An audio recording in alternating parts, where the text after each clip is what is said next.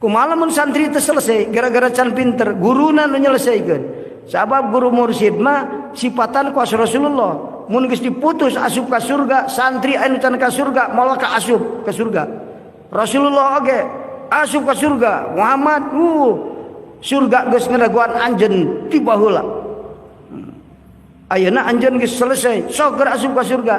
Lain ka surga, sujud dina sisi siratal mustaqim. Allahumma sallim ummati. Terekan asup ka surga, pamimpin hebat-hebatna, bener kah? Pan aya pamimpin penting mah aing ngeuna paduli teuing. Nu pimpin mah rek cilaka rek. Ya mah teu. Bisi aya umat anu teu salamet. Abdi we Gusti nu istighfarna bisi ieu ke baheula na can bisaeun istighfar. Ku Rasul syafaatul udma disebutna kan? Allahumma salim ummati, Allahumma salim ummati.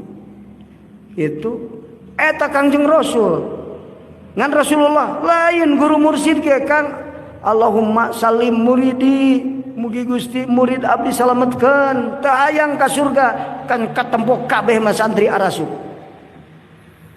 Mata sasauran Rasulullah, kullu ummati yadkhulul jannata. Kabeh umat kami asup ka surga illa man aba, kecuali nu teu hayangeun. Aya nu teu hayang ka surga di dieu kah? Saha nu teu hayangeun? Ditaros ku sahabat. Ya Rasulullah, teu kapikiran abdi mah aya nu teu hayang ka surga. Aya cek Rasul.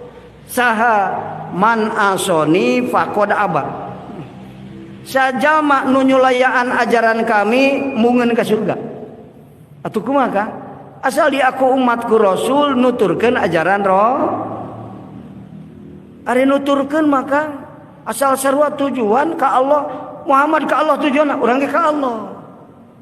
Tujuan usul ibadah ka Allah. Ngan Gusti kakara bismillah malakal maut datang nyabut.